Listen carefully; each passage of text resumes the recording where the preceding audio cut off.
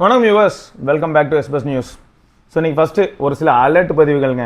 என்னென்னா, பிராண்டு என்ன பிராண்டில் நீங்கள் பொருள் வாங்கினீங்களோ அந்த பிராண்டில் வந்து சர்வீஸ் சென்டர் அப்ரோச் பண்ணுறதுக்கு முன்னாடி சரி லோக்கலில் யாரோ இருக்காங்க, இல்லாட்டி இது பாருங்க இதுவும் ஒரு ரெனவுண்டு பிராண்டுங்க, இந்த பிராண்டில் இருக்கிற சர்வீஸ் இன்ஜினியர் ஏன் வர வைக்கக்கூடாதுன்னு நினச்சி ஒரு சோம்பேறித்தனத்தில் வர வச்சிடுறது. இந்த மாதிரி நம்ம கம்யூனிட்டி மெம்பர் ஒருத்தருக்கு தெரிஞ்சவங்க வீட்டில் நடந்திருக்கு. இப்போ எக்ஸாம்பிளுக்கு சொல்லணும்னா, வச்சிருக்கிறது சாம்சங் வாஷிங் மிஷின், ஆனால் பக்கத்தில் எல்ஜி சர்வீஸ் சென்டர் இருக்குன்னு சொல்லிட்டு எல்ஜியில் இருக்கிற டெக்னீஷியனை கூப்பிட்டு வந்து இன்ஸ்பெக்ட் பண்ண வைக்கிறது. அவன் இன்ஸ்பெக்ட் பண்ணிட்டு என்ன சொல்கிறாப்புல, எல்லாம் பண்ணிட்டேன், எல்லாம் ரெடி பண்ணிட்டேன் அப்படின்னு சொல்லிட்டாரு. நீ இன்னும் உயிரோட தான் இருக்கியா? 10 நாள் ஒரு பேக்கப் ஃபோனாக தலைவன் உயிரோட இருக்கான், ஆனால் 2Gயில் தான் கனெக்ட் ஆகிருக்கான். சரி, அவன் வந்துட்டு போகிறான். ஸோ அப்போ என்ன, இது பக்கத்தில் இருக்கிற ஒரு சர்வீஸ் சென்டர்லேருந்து ஆளை வர வச்சு செக் பண்ணியாச்சு, அவங்களும் ஃபிக்ஸ் பண்ணியாச்சுன்ட்டாங்க. இவங்களுக்கும் சரி ஓகே, ஆனால் இவங்களுக்கு ஒரு இஷ்யூ இருந்திருக்கும்ல, இருக்கிற மாதிரியே இருக்குங்க அப்படிங்கிறாங்க. அவங்க சொல்கிறாங்க இல்லைங்க, ஓட பாருங்கள் அந்த இஷ்யூ ஃபிக்ஸ் ஆகிடும் அப்படின்றாங்க. அப்போ என்ன ஆகுது, சரி ஓகேன்னு சொல்லிட்டு உங்களுக்கு பே பண்ணிட்டாங்க, அவருக்கு போயிட்டார். இப்போ என்ன ஆகுது சார், இப்போது அந்த இஷ்யூ ஃபிக்ஸ் ஆகாதனால திரும்ப அஃபீஷியலாக எக்ஸாம்பிளுக்கு சொன்னேன் இல்லையா, சாம்சங்னு வச்சுக்கோங்க, சாம்சங்க்கு கால் பண்ணி கேட்குறாங்க. இப்போ அவங்க வந்து அவங்களோட டெக்னீஷியன் அனுப்புகிறாங்க, இன்ஜினியர். அவர் வீட்டுக்கு வந்து பார்த்துட்டு என்னங்க இப்போ தான் ஏதோ ஃபிக்ஸ் பண்ணியிருக்குன்னு நீங்கள் சொன்னீங்க, என்ன ஃபிக்ஸ் பண்ணாங்கன்னு கேட்கும்போது அந்த பில்லு மாதிரி ஒன்று கொடுத்துருப்பாங்களே, இதெல்லாம் மாற்றிருக்கேன், இதை மாற்றிருக்கேன்னு.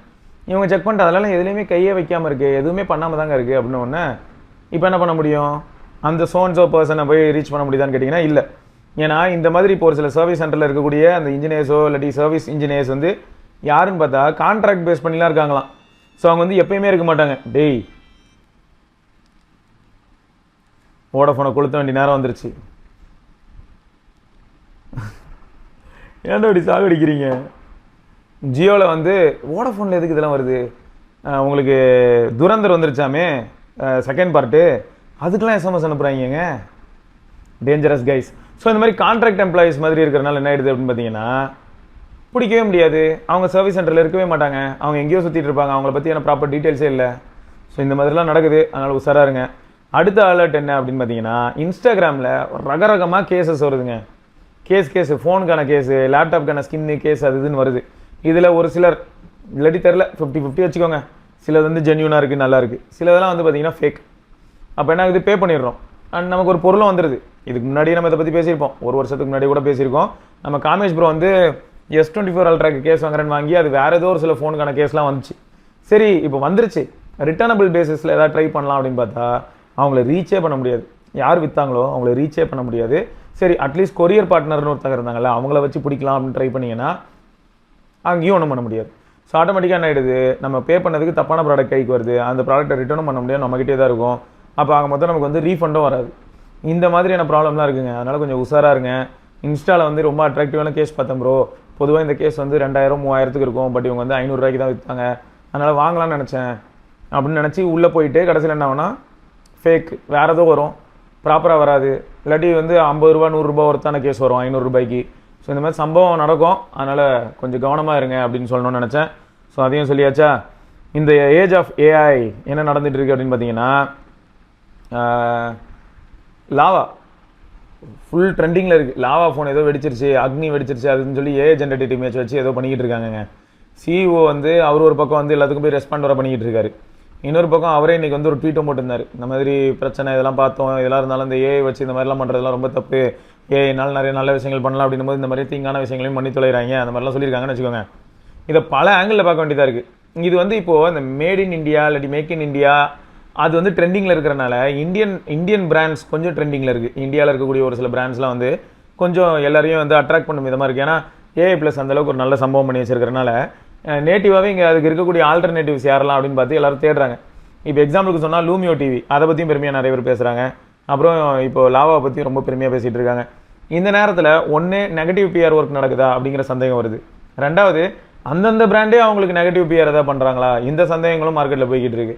எப்படின்னா, இப்போ ஊரே பிரச்சனை, இப்போ யாரோ ஒருத்தர் ரொம்ப அடி வாங்கியிருக்கான், அவன் வந்து என்ன அடிக்க முயற்சி பண்ணுறான் அப்படின்ற மாதிரி நான் ஒரு சீனை கிரியேட் பண்ணேன்னா நானே எனக்கு ஆளை வச்சு அடிச்சுக்கிட்டு ஸோ என்னென்னமோ நடக்குதுங்க.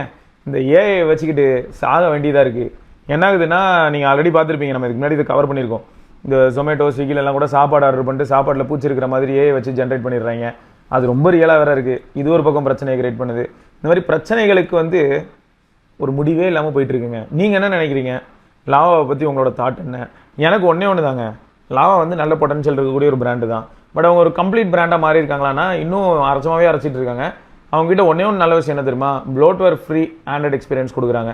ஏன்னா நத்திங்கில் கூட பார்த்தீங்கன்னா ப்ளோட்வேர் ஃப்ரீயாக தான் இருப்பேன், அது ஆற்றிவிட்டு கடைசியில் வந்து 3A லைட்டில் வந்து கையை விரிச்சு விட்டாங்க. ஸோ அதெல்லாம் வச்சு பார்க்கும்போது அந்த இடத்துல வந்து லாவா ரொம்பவே சாலிடாக இன்னை வரைக்கும் நல்லா தான் போயிட்டு இருக்காங்க. இது அப்படியே ரீடைன் பண்ணாங்கன்னா வில் பி ரியலி குட் இந்த ஆஸ்பெக்ட்ஸில். பட் அவங்க கேமராவில் இம்ப்ரூவ் ஆகணும், ஓவரால் யூஐயில் இம்ப்ரூவ் ஆகணும். இப்போ எக்ஸாம்பிளுக்கு சொல்லணும்னா லூமியோ டிவி அது வந்து எக்ஸ்பீரியன்ஸ் பண்ணுறதுக்கு ஒரு ஆப்பர்ச்சுனிட்டி கிடச்சிதுங்க. அநேகமாக நாளைக்கு வந்து லூமியோ டிவியோட அன்பாக்சிங் அண்ட் ஃபஸ்ட் இம்ப்ரெஷன் மாதிரி நாங்கள் எக்ஸ்பீரியன்ஸ் பண்ணும்போது எப்படி இருந்ததுன்னு எனக்கு தெரிஞ்சு. இதுக்கு முன்னாடி இந்த லூமியோட விஏ பேனலாக இருக்கட்டும், இதுக்கு முன்னாடி இந்த டிவிஸில் இருந்த பேனல்ஸ்லாம் கம்பேர் பண்ணும்போது இந்த QD மினி எல்இடியோடது வந்து நல்லாவே இருக்குது. அதாவது பேனல் நல்லா இருக்குது. பட் டீப் பிளாக் இருக்கா அப்படின்னா ரொம்ப டீப் பிளாக்லாம் இல்லை. ஏன்னா நம்ம ஷாமியில் வேறு 75 இன்ச் அந்த எஸ் மினி எல்இடி யூஸ் பண்ணதுக்கப்புறம் ஷாமியோட ரெகுலர் மினி எல்இடி டிவியோட இந்த நார்மல் அதாவது ஷாமியோட எல்இடி டிவிஸை கம்பேர் பண்ணும்போது இந்த எஸ் மினி எல்இடியில் பிளாக்ஸ் ரொம்ப டீப்பாக இருந்தது, நல்லா ஃபீல் பண்ண முடிஞ்சது. ஸோ இது அந்த அளவுக்கு இல்லை. பட் இவங்க வந்து ஒரு 52K இப்போ அமேசானில் டீல் மாதிரி போயிட்டு இருக்கு போல் அந்த 55 inch TV 2026 model. Yes. So அதில் வந்து இது கொஞ்சம் கொஞ்சமாக கிராஜுவலாக இம்ப்ரூவ் ஆகிறாங்கன்னு தெரியுது. பட் அவங்க பெஞ்ச் மார்க் செட் பண்ணல. பட் அவங்க எப்பயுமே கிளைம் பண்ணுற மாதிரி பர்ஃபார்மன்ஸில் நிஜமாவே அவங்க டிவி டாப்னு வச்சுக்கேன்.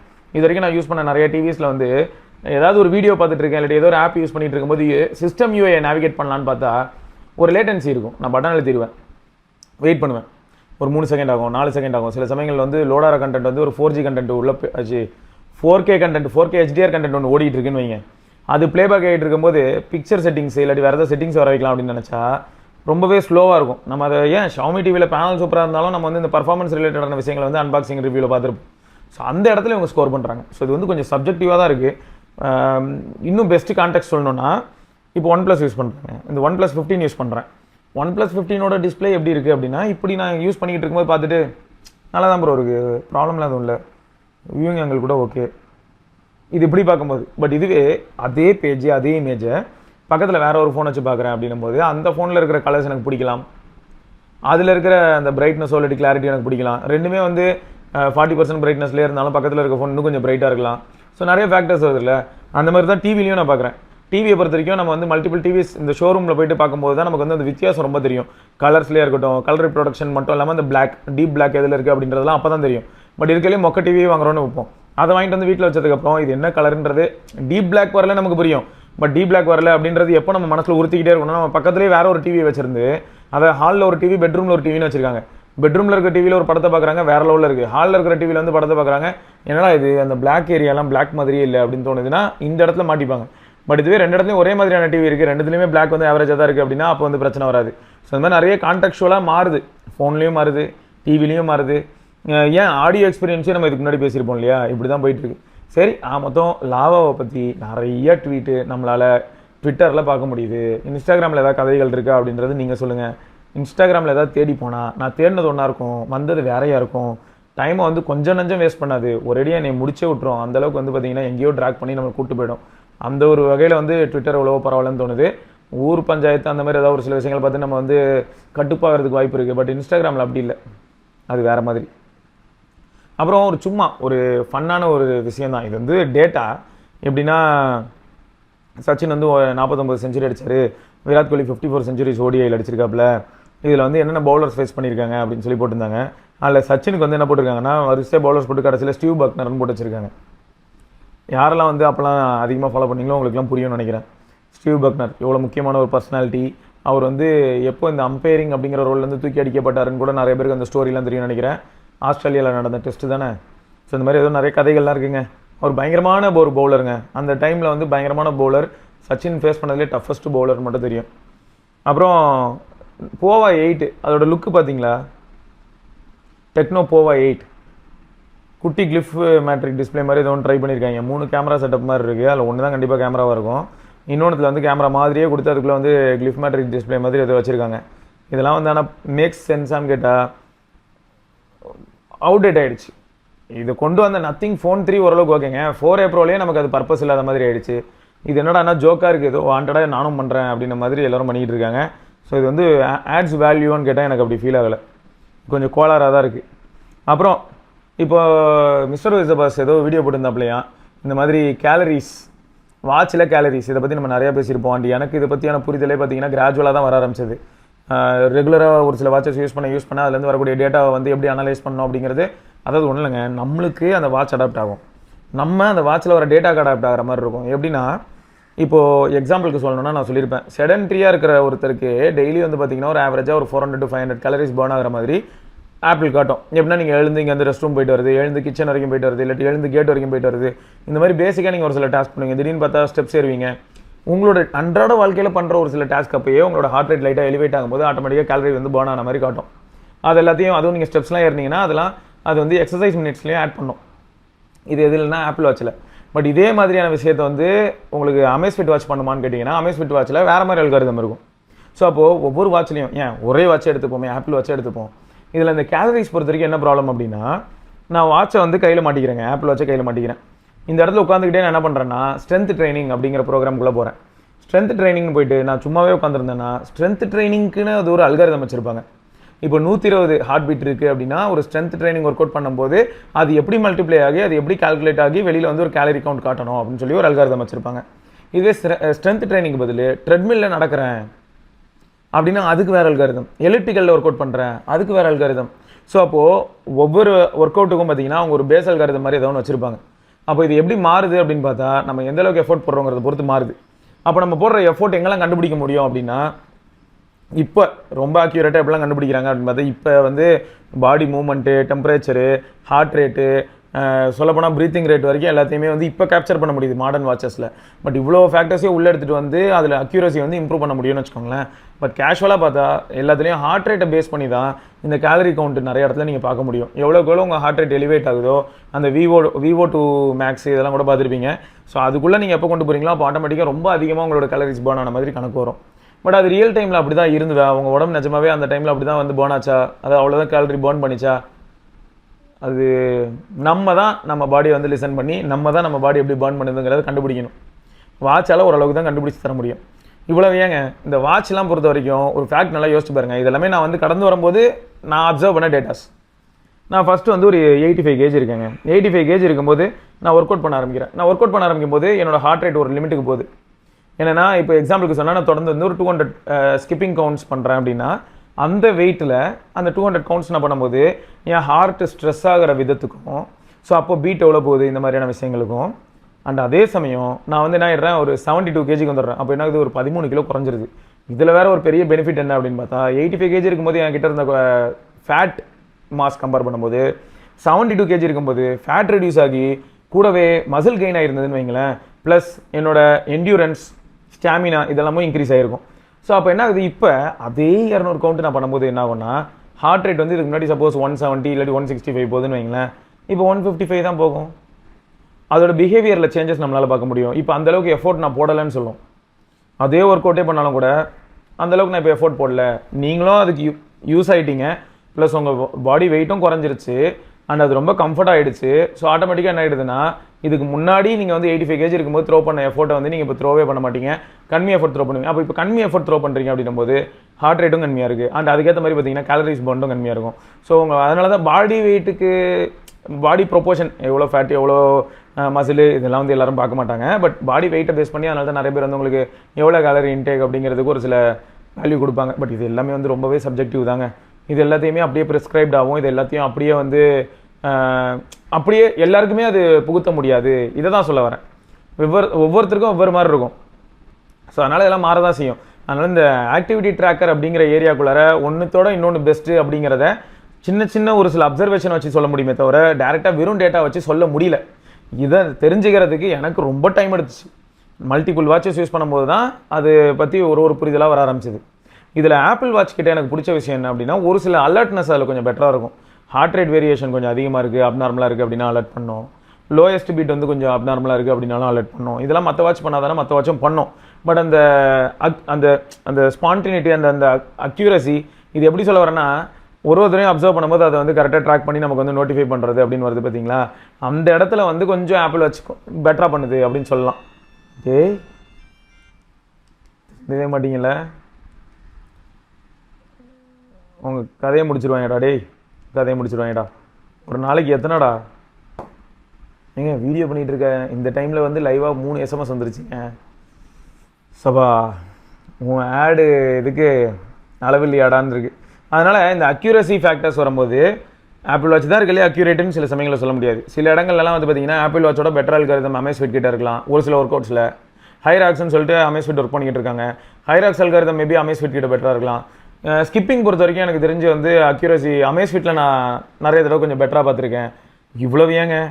இவ்வளோ காலமாக யூஸ் பண்ணி ரீசெண்டாக தான் பார்த்தீங்கன்னா அமேஸ்ஃபிட் ஒன்றரை இடத்துல லைட்டாக சொதப்புற மாதிரிலாம் இருக்குது. பழைய அல்காரிதமே பெட்டராக இருந்த மாதிரி இருக்குது. ஸோ அந்த மாதிரி நிறைய மாறுது, அப்டேட்ஸில் மாறுது. சில சமயங்கள் அப்டேட்ஸில் பெட்டர் ஆகுது. ஃபோனில் எப்படி பார்க்குறோம், சாஃப்ட்வேர் எக்ஸ்பீரியன்ஸ் வந்து அடுத்தடுத்த அப்டேட்டில் சில சமயங்களில் பெட்டர் ஆகுது, சில சமயங்களில் மோசமாகுது. இதுலேயும் கால்குலேஷனில் சில சமயங்களில் சொதப்பவும் செய்யுதுங்க.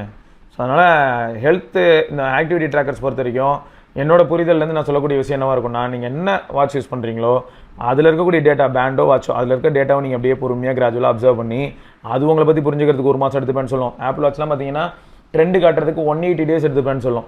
ஸோ அப்படி இருக்கும்போது நீங்கள் வந்து அதை ஒரு மாதம் 2 மாதம் அப்சர்வ் பண்ணி அது கொடுக்கக்கூடிய வேல்யூ வந்து நிஜமாவே எந்த அளவுக்கு எஃபெக்டிவாக எடுத்துக்க முடியும். அது சப்போஸ் 200 calories காட்டுதுன்னா ஓகே எனக்கு புரியுது, என்னால் அதை உணர முடியுது, நான் 300 பர்ன் பண்ணுறேன் அப்படின்னு நீங்கள் கண்டுபிடிக்கிற அளவுக்கு நீங்கள் மாறுவீங்க. வாட்ச் காட்டுறது அதிகமாக இருந்ததுன்னா ஓகே லூஸ் 400 காட்டுது, நானும் இன்றைக்கி 250 தான் பர்ன் பண்ணியிருப்பேன் எனக்கு தெரியும். ஸோ இந்த மாதிரி மாறுவீங்க. சில சமயங்கள் என்ன ஆகும்னா, இப்போது ஷட்டில்லாம் விளையாடும்போது சில வாட்ச்லாம் என்ன பண்ண தெரியுமா, எல்லா வாட்சுமே திடீர்னு அது கன்ஃபியூஸ் ஆகிடும். ஒரு ப்ளோவும் ரொம்ப ஃபாஸ்ட்டாக இருக்கும்போது ஆட்டோமேட்டிக்காக திடீர்னு கொஞ்சம் கோளார் ஆகிட்டு அந்த ரேபிட் மூவ் எல்லாம் அது எல்லா சென்சார்ஸையும் வச்சு கேப்சர் பண்ணிட்டு ஹார்ட் ரேட் என்னடானா சம்மந்தமே இல்லாமல் கொண்டு போய் 180 வைக்கும். ஏதோ 180 பார்த்தா நம்ம வந்து அப்போ தான் சர்வ் போட்டு வந்த ரெஸ்பான்ஸ் வந்து நம்ம ஸ்மாஷ் அடிச்சுட்டு திரும்ப லைட்டாக ஒரு 4 ஸ்டெப் வச்சுருந்துருப்போம். இங்கே பார்த்தா அடுத்த சர்வுக்காக வந்து நிற்கும்போது என்ன 180 இதுக்கு 180 அப்படிலாம் கூட ஃபீல் ஆகும். இதெல்லாம் நீங்கள் நிறைய பேர் ஃபீல் பண்ணியிருப்பீங்க. ஸோ இது எதுக்கு சொல்கிறேன்னா, இந்த ஏரியாவில் கான்க்ரீட்டான டேட்டாவை கொடுக்கறது ரொம்ப கஷ்டம்.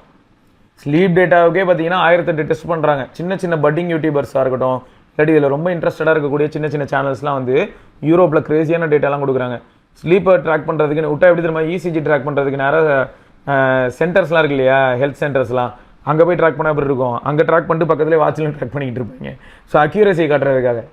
ஸோ இந்த மாதிரி நிறைய கூத்தெல்லாம் இருக்குது. ஸோ அதனால் இந்த டேட்டா கொஞ்சம் கோளாறான டேட்டா தான்.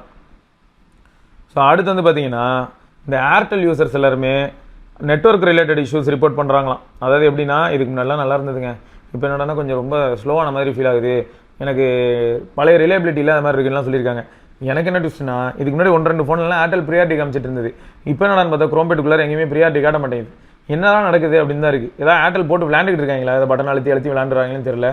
பட் இப்போ ரீசெண்டாக வந்து இதுக்கு முன்னாடி எந்த ஃபோன்லலாம் நான் வந்து ப்ரியாரிட்டி பார்த்தனோ அதில் இப்போ ப்ரியாரிட்டி காட்ட மாட்டேங்குது. ஸோ கொஞ்சம் கன்ஃபியூசிங்காக தான் இருக்குது, என்ன நடக்குதோ தெரில.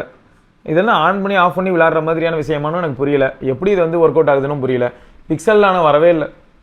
ஒருவேளை பிக்சலில் போட்டனால என் சிம்மையே வந்து இவன் பிக்சல் தானே யூஸ் பண்ணுறான், எனக்கு ப்ரியாரிட்டிலாம் ஒன்றும் கொடுக்க வேணாம், ஓரமத்துக்கு போடு அப்படின்னு முடிவு பண்ணிட்டாங்களான்னு தெரியல. பிக்சலில் போட்டு செக் பண்ணி பார்த்துட்டு இருந்தேன் ப்ரியாரிட்டி வருமா வராதான், பட் வரல. சரி, அடுத்து ஷாமி பேட் வந்து ப்ரைஸ் வந்து 2000 இன்க்ரீஸ் ஆகிருக்கு. எல்லா பேடுக்குமே வர ரேட்லாம் இன்க்ரீஸ் ஆகிட்டே தான் போகுது. அதே எல்லா ப்ராடக்ட்ஸுமே எலக்ட்ரானிக் கேட்ஜெட்ஸ் பொறுத்த வரைக்கும் ப்ரைஸ் இன்க்ரீஸ் ஆகுது. நேற்று கூட நைட் ஒரு நியூஸ் பார்த்தேங்க, இந்த மாதிரி இப்போ வர திரும்ப ஏதோ இஷ்டத்துக்கும் ஏதோ பண்ணிகிட்டு இருக்காங்க. பிசிபி மேனுஃபேக்சரிங்கில் பெரிய பிரச்சனை வருது. ஸோ பிசிபி மேனுஃபேக்சரிங்கில் ப்ராப்ளம் வரனால நார்மலாக இப்போ 100 ரூபாய்க்கு விற்றுக்கிட்டு இருக்கு, நான் இனிமேல் 150 ரூபாய்க்கு விற்குங்கிறாங்க. அப்போ அதுவும் எங்கே வந்து கையை வைக்கணும்னு யோசிச்சு பார்த்துக்கோங்க. சும்மாவே இங்கே மெமரி ப்ரைஸ் ஆக்கி ஒரு பெரிய தலைவலியாக இருக்குது. இதுக்கு இடையில எலக்ட்ரானிக் காம்பனன்ட்ஸ்லாம் பண்ணுறதுக்கு ஆசிட் ரிலேட்டட் இஷ்யூனாங்க. அடுத்து இப்போ என்னடான்னு பார்த்தா பிசிபி போர்டு பண்ணுறதுல பிரச்சனை. அப்போ ப்ரைஸ் வந்து 50% இன்க்ரீஸ் ஆகுங்கிறாங்க. இப்படியே இன்க்ரீஸ் ஆகிட்டு இருந்ததுன்னா சரி, அதுக்கு மேலே சொல்கிறதுக்கு ஒன்றும் இல்லை. அப்புறம் இந்த டெஸ்ட் மேட்ச்சு அது ஏதோ பெருசாக அதை சுற்றி ஏகப்பட்ட பஞ்சாயத்து ஓடிட்டு இருக்கு. நியூசிலாந்து வர்சஸ் இங்கிலாந்து ஒரே நாளில் 16 விக்கெட் போயிடுச்சாமே, ஒரே நாளில். நான் கூட செக் பண்ணி பார்த்தேன், ரொம்ப பயங்கரமாக இருந்தது. என்னடா இது அப்படின்னு தான் இருந்தது. ஸோ அதையும் வேறு மாதிரியான கண்ணோட்டங்களில் நிறைய பேர் திட்டிகிட்டு இருந்தாங்க. எப்படின்னா, இதே மாதிரி விக்கெட் வந்து இந்தியாவில் சப்போஸ் விழுந்ததுன்னா இவங்கெல்லாம் டெஸ்ட் விளையாடுறதுக்கு தகுதி இல்லாதவங்க, இவங்க ஃபிட்டே இல்லை அப்படின்னு சொல்லி வெஸ்டர்ன் கிரிக்கெட்டர்ஸ் ஆஸ்திரேலியாவில் உள்ள கிரிக்கெட்டர்ஸ்லாம் வந்து கமெண்ட் பண்ணுவாங்க. பட் இதுவே இங்கிலாந்தில் நடந்தால் எல்லாம் பொத்திக்கிட்டு இருப்பாங்க அப்படின்னு சொல்லி நிறைய பேர் வந்து திட்டியிருந்தாங்க. பட் தெரில, நீங்களும் இந்த மாதிரி ஏதாவது நியூஸ் பார்த்துருந்தீங்கன்னா சொல்லுங்கள். அதாவது எந்த மாதிரினா, நம்ம ஊரில் எதாவது நடந்ததுன்னா உடனே வந்துடுவாங்க, இது வந்து நார்மல் கிரிக்கெட் ட்ராக்கே இல்லை, அப்படி இல்லைனா வந்து இது நம்ம அதை பிளேயர்ஸ் வந்து டெஸ்ட்டுக்கு ஃபிட்டே இல்லை, வேஸ்ட் இவங்கெல்லாம் வந்து எதுக்கு டெஸ்ட் ஆடுறாங்கன்னே தெரில, இந்த மாதிரியான கிரிட்டிசிசம் வைக்கிறது. இதுவே அங்கே வந்து 150க்கு வந்ததுன்னா என்ன மாதிரியான ஒரு டெஸ்ட் கிரிக்கெட்டில் உள்ள இன்டென்ஸ் பவுலிங்கை பார்த்தீங்களா அப்படின்னு சொல்லி அந்த பக்கம் அப்படியே மாற்றி பேசுவாங்க அப்படின்னு சொல்லுவாங்க. தெரில, எங்கேயோ போயிட்டு போகுது. அப்புறம் இது வந்து ரொம்ப முக்கியமான விஷயங்க, ஒரு புது ஃபைண்டிங். 1,00,000 குழந்தைங்களை வச்சு அடல்ட்ஸு வேரியஸ் ஏஜில் உள்ள கிட்ஸு சில்ட்ரன்ஸ் வச்சு இவங்க என்ன பண்ணியிருக்காங்கன்னா ரிசர்ச் பண்ணியிருக்காங்க. எப்படின்னா, அந்த குழந்தையோட தாட்ஸ் எப்படி இருக்குது, அதுவும் முக்கியமான தெரியுமா, சூசைடல் தாட்ஸ் வந்து எப்படி வருது, அதாவது யாருக்கு வருது, எப்படிப்பட்ட கிட்ஸுக்கு வருது அப்படிங்கிற மாதிரியான ஒரு டேட்டா. இது ரொம்ப இன்ட்ரெஸ்டிங்காக இருந்தது. அதனால தான் அந்த டேட்டா வந்து ட்விட்டரில் கோட்டோ ட்வீட் மாதிரி பண்ணியிருந்தேன். இந்த ஃபோனுக்கு அடிக்ட் ஆகிற குழந்தைங்கலாம் ரொம்ப கஷ்டப்படுதுங்க. ஃபோனுக்கு அடிக்ட் ஆகிடுச்சுன்னா அது எப்படி ஆகிடுதுன்னா, நோ சொல்ல தெரில, ஒன்று சின்னதாக ஒரு தோல்வி வந்ததுனால ஏற்றுக்க மனசு இல்லை, ஒன்றும் இல்லைங்க, சும்மா ஏதாவது நம்ம ட்ரை பண்ணிகிட்டு இருக்கும்போது அது மிஸ் ஆகிடுது, இல்லாட்டி வந்து அதில் ஃபெயில் ஆகிடுறோம் அப்படின்னா அதை அக்செப்ட் பண்ணிக்கவே மாட்றாங்க, அதை அக்செப்ட் பண்ணிக்கிற மனசே இல்லை. ஸோ இந்த மாதிரி வந்து நிறைய கிட்ஸை நம்மளால் பார்க்க முடியுது. ஸோ அப்போ டிசிஷன் மேக்கிங்கில் ப்ராப்ளம், கான்ஃபிடென்ஸில் ப்ராப்ளம், ஸோ இந்த மாதிரி எல்லாம் இவங்க லிஸ்ட் பண்ணியிருக்காங்க. அப்போது என்ன சொல்கிறாங்கன்னா, 5 வயசு இருக்கக்கூடிய ஒரு குழந்தைகிட்ட ஃபோனை கொடுத்து அதுக்கு அடிக்ட் ஆகிட்டாங்கன்னா லைஃப்பில் வந்து கான்ஃபிடன்ஸ் லெவலிலேருந்து எல்லாமே வந்து செம்மையாக ட்ராப் ஆகுது. இதுவே ஒரு 13 வயசுக்கு மேலே இருக்க ஒரு குழந்தைகிட்ட தான் ஃபோன் ஃபஸ்ட் டைம் கிடைக்குது, 13 வயசுக்கு மேலே தான் ஃபஸ்ட் டைம் ஃபோனே எடுத்து யூஸ் பண்ணுது அப்படின்னா அந்த குழந்தையோட திங்கிங் ப்ராசஸ்லாம் செமையாக இருக்குது. அப்போ இந்த இடத்துல எப்படி வித்தியாசம் இருக்குன்னா, இந்த எவ்வளோக்கு எவ்வளோ சீக்கிரம் கிடைக்குதோ அவ்வளோக்கு எவ்வளோ பார்த்தீங்கன்னா எதையும் தாங்கிக்க முடியாத ஒரு மனப்பான்மை, அதே மாதிரி சின்ன விஷயத்துக்கும் சூசைடல் தாட்ஸ் இதெல்லாமே வருது. ஃபோன் யூஸ் பண்ணுறதுக்கு கிட்டத்தட்ட 13 வயசு 15 வயசுக்கு அப்புறமா தான் ஃபஸ்ட் டைம் ஃபோனே யூஸ் பண்ண போகிறாங்க. அப்படின்னும் போது அவங்களுக்கு இந்த மாதிரியான தாட்ஸ்லாம் பெருசாக வரமாட்டேங்குது அப்படிங்கிற மாதிரி சொல்லியிருக்காங்க. நம்ம பார்த்துட்டு தானே இருக்கோம், நிறைய பிரச்சனை பார்க்குறோம் ஃபோன் ரிலேட்டடாக. ஸோ பார்ப்போம், என்னால் முடிஞ்சது நானும் வந்து பக்கத்தில் இருக்க குழந்தைங்க எல்லாத்துக்கிட்டையும் இதுதான் கன்வே பண்ணிகிட்டு இருக்கேன். ஆனால் பெரும்பாலும் பேரண்ட்ஸ் என்ன பண்ணுறாங்க அப்படின்னு பார்த்தீங்கன்னா, அவங்களோட வேலை நடக்கிறதுக்கோ இல்லாட்டி அவங்களுக்கு டிஸ்டர்பன்ஸ் இருக்கக்கூடாதுன்ற பேரில் ஏதாவது வெப் சீரிஸ் வந்திருக்கும், ஒரு 40 எபிசோட் இருக்கும், அந்த 40 எபிசோட பார்த்து முடிக்கணுன்றது அவ்வளோ ஈஸி கிடையாது. ஸோ அந்த சுச்சுவேஷனில் வந்து இந்த 3 வயசு குழந்தை டிஸ்டர்ப் பண்ணுதுன்னா கையில் ஒரு டேபோ இல்லாட்டி ஃபோனையோ கொடுத்து இதை பாரு அப்படின்னு சொல்லி உட்கார வச்சுட்டு அவங்க போய் வெப் சீரிஸ் பார்க்குறாங்க. இந்த மாதிரிலாம் நிறைய இருக்குது, இதெல்லாம் பார்க்காமலாம் இல்லை. இந்த மாதிரி ஏகப்பட்ட கதைகள் என்னோடய ஃபேமிலி சர்க்கிள்லேயே கூட கேள்விப்பட்டிருக்கேன். அதுக்கேற்ற மாதிரி அந்த குழந்தைங்களாம் வந்து பார்த்திங்கன்னா பேசுகிறதுக்கே டைம் எடுத்துக்குதுங்க. இதுவே பெரியவங்களோடையோ இல்லாட்டி வீட்டில் இருக்கிறவங்களோடய பேசிக்கிட்டே இருக்க குழந்தைலாம் 1.5 வயசுலேயே செம்மையாக பேச ஆரம்பிச்சிருது, 2 வயசுலலாம் ரொம்ப ஃபாஸ்ட்டாக பேசுது. இதுவே இந்த ஃபோனோடையே இருக்கக்கூடிய குழந்தைங்கலாம் 3 வயசு 3.5 வயசு 4 வயசு ஆகும்போதும் ரொம்ப ஸ்லோவாகவும் கான்ஃபிடென்ஸே இல்லாமல் ப்ராப்பராக ரெஸ்பாண்டே பண்ணாமலாம் போகிறதையும் பார்த்துருக்கேன். ஃபோன் கொஞ்சம் ரொம்பவே டாக்ஸிக்குங்க, குழந்தைங்களுக்கு மட்டுமானா இல்லை, இந்த எருமைங்களுக்கும் தான். என்ன தான் சொல்கிறேன், எல்லாருக்குமே டாக்ஸிக், எனக்கும் அந்த டாக்ஸிக் தான். நானும் இப்போது ஒரு சப்வே சர்ஃபஸோ இல்லாட்டி இதுக்கு முன்னாடி கூட 1-2 கேம் பற்றி பேசியிருப்பேன். ஒரு ரன் அவுட் ஆகிற வரைக்கும் விளாடணும் அப்படின்ற ஒரு முடிவில் இருந்தால் அதுக்கு ஒரு எண்டு இருக்கும். ஆனால் வேறு ஏதாவது ஒரு சில கேம்லாம் ஆடுறோம், நீங்களே இப்போ பப்ஜினா 30 மினிட்ஸ் மாட்டிப்போம், அவுட் ஆகாமல் ஆடுறதுக்கு தான் நம்ம ட்ரை பண்ணுவோம். அப்போ அவுட் ஆகாமல் லாஸ்ட் ரிங் வரைக்கும் போனால், லாஸ்ட் சர்க்கிள் வரைக்கும் போனால் கண்டிப்பாக அதுவும் ஒரு 25 நிமிஷமாவது கன்சியூம் பண்ணிவிடும். இதே மாதிரி தான் இந்த ஜிடிஏ நான் விளையாடுறேன்னு உங்ககிட்ட சொல்லியிருப்பேன். அதில் அவுட்டுன்றதுக்கு வாய்ப்பே இல்லை, எப்போ செத்து போனாலும் திரும்ப வர போகிறோம், ஹாஸ்பிட்டலேருந்து வர போகிறோம் இல்லாட்டி போலீஸ் ஸ்டேஷன்லேருந்து வர போகிறோம், நம்ம மாதிரி தான் போய்கிட்டே இருக்கும். அப்போ ஊரை சுற்றிக்கிட்டே இருக்கிறதே வேலையாக இருக்கும், பொழுதுன்னைக்கும் சுற்றிக்கிட்டே இருப்போம். ஸோ அப்போ என்ன ஆகிடுது, ஏதோ நம்மளே அறியாமல் தேவையில்லாத ஒரு ஸ்ட்ரெஸ், எது வழியாக கேம் வழியாகவே ஸ்ட்ரெஸ்ஸை கிரியேட் பண்ணிட்டு உட்காந்துருப்போம். ஸோ அதனால் எல்லாத்தையும் கொஞ்சம் கால்குலேட்டிவாக வச்சுருந்தா நல்லாயிருக்கும்னு தோணுது. அப்புறம் இந்த ஃபோல்டு ஆப்பிளோட அல்ட்ரா அந்த ஃபோல்டு வரனால தான் கேலக்ஸி வந்து ஃபோல்டு, அதாவது அவங்களோட ரெகுலர் ஃபோல்டோ இல்லாட்டி ஃபோல்டு ஒய்டோ பண்ணுறாங்க அப்படின்னு சொல்லி ஒரு டாக் வந்து இன்டர்நெட் ஃபுல்லாக போயிட்டுருக்குங்க. இதில் வேறு என்ன அக்யூஸ் பண்ணுறாங்கன்னா, ஆப்பிள் வந்து ஒரு ஃபோல்டு அல்ட்ரா பண்ணுறனால தான் குறுக்கால வந்து 5 மாதம் முன்னாடி பியூரா எக்ஸ் மேக்ஸு அப்படின்னு சொல்லிட்டு ஒரு ஃபோனை வந்து ஹுவாவே விட்டாங்க. ஸோ அவங்க தான் ஆப்பிளோட பேட்டன்ட்டோ இல்லாட்டி டிசைன் லாங்குவேஜோ வெளியில் லீக் ஆனனால தான் இவங்களாம் பண்ணுறாங்க அப்படின்ற மாதிரியான ஒரு சில கிளைம் வந்து ஒரு சிலர் வைக்கிறாங்க. சரி, அவங்க இஷ்டம், அவங்க வச்சுக்கிறாங்கன்னு வச்சுக்கோங்க. எனக்கு என்ன தோணுச்சுன்னா, சைனீஸ் தான் ஃபஸ்ட்டு ஒரு மாதிரி ஒய்டு ஆஸ்பெக்ட் ரேஷியோவில் ஃப்ரண்ட் ஸ்க்ரீன் பண்ணாங்க. ஃபஸ்ட்டு வந்து பார்த்திங்கன்னா நோட்டு இதெல்லாம் வரும்போது இஷ்டத்துக்கு ஒவ்வொருத்தர் வேறு ஆஸ்பெக்ட் ரேஷியோ பண்ணாங்க. நம்ம எல்ஜி பற்றி கூட பேசியிருப்போம், எல்ஜி வியூலாம். பட் ட்விஸ்ட் என்னன்னா, ஒரு ஃபோல்டபுள் ஃபோனாக வரும்போது எக்ஸ்டர்னல் டிஸ்பிளே நல்லா ஒய்டாக கொடுத்தது அப்படின்னும் போது சைனீஸ் வருவாங்க. அண்ட் அதே லைனில் வந்து பார்த்திங்கன்னா pixel fold first gen pixel 7 series வரும்போது கூட அந்த ஃபோல்டு பார்த்திங்கன்னா ஃப்ரண்ட் கவர் டிஸ்பிளே ரொம்ப ஒய்டாக இருக்கும். இது எல்லாமே வந்து எப்படி இருக்குது அப்படின்னு பார்த்தா, சர்ஃபேஸ் ஃபோனும் அப்படி தான் இருந்ததுங்க. ஃபோல்டுனா உள்ளே தான் டிஸ்பிளே இருக்கும், பட் ஒய்டாக இருக்கும், ஒரு சைடுமே ஒரு மாதிரி ஒய்டாக இருக்கும். ஆனால் ஓப்பன் பண்ணி தான் யூஸ் பண்ணுற மாதிரி இருக்கும் எது சர்ஃபேஸ் ஃபோன். ஸோ அதான் இந்த மாதிரி சண்டைகள் நடக்குது, யார் ஃபஸ்ட்டு இந்த டிசைனை கொண்டு வந்தா அப்படின்னு சொல்லி ஒரு சண்டை. இந்த மாதிரி எல்லா இடத்துலையும் ஏதாவது ஒரு சண்டையும் நடந்துகிட்டு இருக்குது. என்கேஜ்மெண்ட்டுக்காக ஏதாவது சண்டை நடக்கும், அடிச்சுக்கிறாங்க. ஆனால் பர்பஸே இல்லை, அது வேறு விஷயம். நம்ம டிசைன் பண்ணதாங்க வருது, நான் பண்ண டிசைன்றான் நான் போய் சண்டை போட வேண்டியதாக இருக்குது. தேவையில்லாத சண்டைகள் அதுவும் நடக்குதுன்னு வச்சுக்கோங்களேன். அப்புறம் இந்த ரீஃபர்ப்டு ஃபோன்ஸை பற்றி ஒரு சில கேள்விகள் வைக்கும்போது பிராண்டு தரப்பில் என்ன சொல்கிறாங்கன்னா, ரீஃபர்ப்டு ஃபோன்ஸை சில சமயங்கள் அஃபிஷியலாக விற்க முயற்சி பண்ணாலும் வாரண்டி 6 months தான் கொடுக்க முடியும். அது வந்து மக்கள் ஏற்றுப்பாங்களான்னு தெரியல. இதை தாண்டி வேறு என்ன ப்ராப்ளம் அப்படின்னு பார்த்தீங்கன்னா, கொடுத்த அந்த டிவைஸ் வந்து சப்போஸ் ஒரு புது ஃபோன் அளவுக்கு பர்ஃபார்ம் பண்ணல, இல்லாட்டி புது ஃபோன் மாதிரியான ஒரு ஃபீலை டெலிவர் பண்ணலை, இல்லை ஒரு 8 மாதத்தில் ஏதாவது பிரச்சனை வருது அப்படின்னா இது எப்படி அட்ரஸ் பண்ணுறதுன்னே புரியாது. இது வந்து காம்ப்ளிகேஷன் தான் கொண்டு வரும் அப்படின்ற மாதிரியான ஒரு சில தாட்டையும் ஒரு சில பிராண்ட்ஸோட சிஇஓ மார்க்கெட்டிங் டீம் இவங்கலாம் சொல்கிறாங்க. நீங்கள் என்ன நினைக்கிறீங்க? இந்த ரீஃபர்ப்டு டிவைஸ் அப்படிங்கிறதுக்கு இடையிலையும் பார்த்தீங்கன்னா உங்களுக்கு வந்து QC ரொம்ப முக்கியம் தான். ரீஃபர்ப் ஆகிற டிவைஸையும் ப்ராப்பராக QC பண்ணி 1 இயர் வாரண்டி கொடுத்தா கண்டிப்பாக நல்லாயிருக்கும். இப்போ ஐக்கூலாம் அப்படி தானே பண்ணிகிட்டு இருக்காங்க. ஐக்கூவில் வந்து உங்களுக்கு ஓப்பன் பாக்ஸ் இல்லாட்டி ரீஃபர்ப் டிவைஸ்ன்னு சொல்லிட்டு அவங்களோட அஃபிஷியல் பேஜ்லேயே வருது. அது நிஜமே வேல்யூ ஃபார் மணியும் கூட. ஏன்னு பார்த்தீங்கன்னா ஒரிஜினலாக ஓப்பனாக அந்த ஃபோனை வாங்கினா 45,000. பட் இந்த மூலமாக இந்த மாதிரியான ப்ரைஸிங்கில் நம்ம போயிட்டு ரீஃபர்ப்டோ இல்லாட்டி அன்பாக்ஸ்டு டிவைஸுங்கிற மாதிரியான கணக்கில் போய் வாங்க போகும்போது உங்களுக்கு வந்து 30K. ஸோ 15,000 நீங்கள் வந்து மிச்சம் பிடிக்கிற மாதிரி இருக்குது. ஆனால் அதுக்கேற்ற மாதிரி சார்ஜர் இதெல்லாம் வந்து அதாவது பாக்ஸில் எப்பயுமே 100 வாட் 120 வாட்லாம் இருக்குன்னா அதெல்லாம் இருக்காதுன்னு வச்சுக்கோங்களேன். பட் ஃபோன் தான் வேணும்னு நினைக்கக்கூடிய நிறைய பேருக்கு இது ஓகே. ஏன்னா கடந்த சில வருடங்களாக ஃபோன் வாங்கிக்கிட்டே இருக்கக்கூடிய எல்லாருக்கிட்டையுமே சார்ஜர் கேபிள் இதெல்லாம் இருக்கும். ஸோ நல்லா எஸ்கேப் ஆகிடுவாங்கன்னு வச்சுக்கோங்க. இருந்தாலும் இது கொஞ்சம் யோசிக்க வேண்டிய ஒரு விஷயமா இருக்குங்க. ரைட்டா? அப்புறம் சாம்சங் வேறு என்னடான்னா எங்கே பார்த்தாலும் பிளர்ரு வந்து கலர்ஃபுல்லான பிளர்ரை வந்து எல்லா இடத்துலையும் இம்ப்ளிமெண்ட் பண்ணுற மாதிரி இருக்குது. எல்லா ஆப்பையுமே எல்லோரும் செக் பண்ணி பார்த்தா சொல்லிகிட்டு இருக்காங்க. எங்கே போனாலும் பிளர் பார்க்க முடியுதுங்க, வேறு லெவலில் இருக்குது அப்படிங்கிறாங்க. ஸோ அப்போ One UI 9ல் அந்த பிளர் இன்டென்சிட்டி அண்ட் ஆப்ஷன்ஸ் அது இன்னும் க்ரோ ஆகும் அப்படிங்கிற மாதிரி இருக்குது. அண்ட் iOSல நீங்கள் ஆல்ரெடி கேள்விப்பட்டிருப்பீங்க. இந்த மாதிரி iOS 27ல் வந்து அந்த கிளாஸ் வெயிட்டேஜ் எப்படி லாக் ஸ்க்ரீனில் நம்ம கிளாக்குக்கு வைக்கிறோம், எவ்வளோ அந்த கிளாஸோட ஃபீல் இருக்கணும் அப்படிங்கிறதுக்கு நம்ம ஸ்லைடர் தள்ளுறோம் இல்லையா. உங்களுக்கு உள்ளேயும் UI லெவல்லையும் அந்த கிளாஸ் எந்த அளவுக்கு இருக்கணும், எந்த அளவுக்கு கிளியராக இருக்கணும், இல்லை எந்த அளவுக்கு ஓப்பேக்காக இருக்கணும் அப்படிங்கிறதுக்கும் ஸ்லைடர் இருக்கும் அப்படின்னு சொல்கிறாங்க. பார்ப்போம், வெயிட் பண்ணி பார்த்தா அதெல்லாம் தெரியும். இதே சமயம் கூகுளில் வந்து பார்த்தீங்கன்னா கலர்ஸே மாற்றுற மாதிரி ஸ்லைடர் இருக்குங்கிறாங்க. அது என்னென்னு பார்ப்போம். ஏன்னா அவங்க வந்து மெட்டீரியல் எக்ஸ்பிரசிவ் இல்லை, என்ன வால்பேப்பர் வைக்கிறோமோ அதுலேருந்து தானே கலர்ஸ் எக்ஸ்ட்ராக்ட் பண்ணுது. ஸோ அதில் ஒரு சில டியூனிங்லாம் பண்ணலாம். எல்லாரும் மொத்தம் டியூனிங் ஆப்ஷனுக்குள்ளே போகிறாங்க. ஸோ அடுத்து என்னென்னா list of countries where Indians can use UPI. France, UAE, Singapore, Qatar, Nepal, Sri Lanka, Mauritius, Bhutan, Cambodia இங்கெல்லாம் போனால் UPI யூஸ் பண்ணலாம். பரவாயில்ல, நல்ல விஷயந்தான். போக போக இன்னும் நிறைய கண்ட்ரீஸில் இது எக்ஸ்டெண்ட் ஆச்சுன்னா கஷ்டப்பட மாட்டாங்க, கொஞ்சம் ஈஸியாக இருக்கும். பட் எப்படியா இருந்தாலும் இதுக்கு கன்வர்ஷன் ரேட்ஸ்லாம் இருக்க தான் செய்யும். பட் தனியாக போயிட்டு ஒரு இடத்துல நின்று கேஷை வாங்கி பாக்கெட்டில் வச்சு பொத்தி எடுத்துகிட்டு போயிட்டு அந்த பிரச்சனை இருக்காது இல்லை. ஸோ அந்த வகையில் இது வந்து நிறைய பேருக்கு ஹாப்பி தான் வச்சுக்கோங்களேன். அடுத்து ஆல்ரெடி நம்ம பார்த்தது தான், பிக்சலில் வந்து வால்பேப்பர் லீக் ஆச்சு. இப்போ என்னடனா டிவைஸோட ரெண்டர்ஸே லீக் ஆகிருக்கு. அந்த டியூன் கலர்னு ஒன்று இருக்குங்க, அந்த சாண்ட் டியூன், அதாவது டெசர்ட்டை பார்த்தா அப்படி இருக்கும், ஒரு மேலேருந்து ஒரு வியூவில் பார்த்தீங்கன்னா அப்படி இருக்கும். அந்த கலர் இருக்குங்க. அது பார்க்க கொஞ்சம் அட்ராக்டிவாக இருக்குது. பார்ப்போம் நிஜத்தில் வரும்போது எந்த அளவுக்கு நல்லா இருக்குன்னு. அப்புறம் இந்த கனெக்டிவிட்டி இஷ்யூங்க எப்படின்னா இது எந்த விதத்தில் பிஸ்னஸே பாதிக்குது. இப்போது நெட்வொர்க் நம்ம யூஸ் பண்ணுறோம் இல்லையா, ஏர்டெல்லாக இருக்கட்டும், ஜியோ இருக்கட்டும், விஐயாக இருக்கட்டும், இல்லை BSNL இருக்கட்டும்.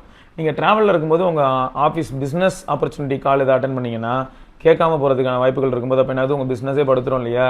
அதாவது நல்ல ஆப்பர்ச்சுனிட்டி கிரியேட் ஆகுது. கிளைண்ட் உங்களை ரீச் பண்ணுறாங்க, உங்ககிட்ட பேசணும்னு நினைக்கிறாங்க, உங்களால் பேச முடியல, கால் கனெக்ட் ஆகிடுச்சு, ஆனால் பேச முடியல, நீங்கள் பேசுகிறது அவங்களுக்கு கேட்கல.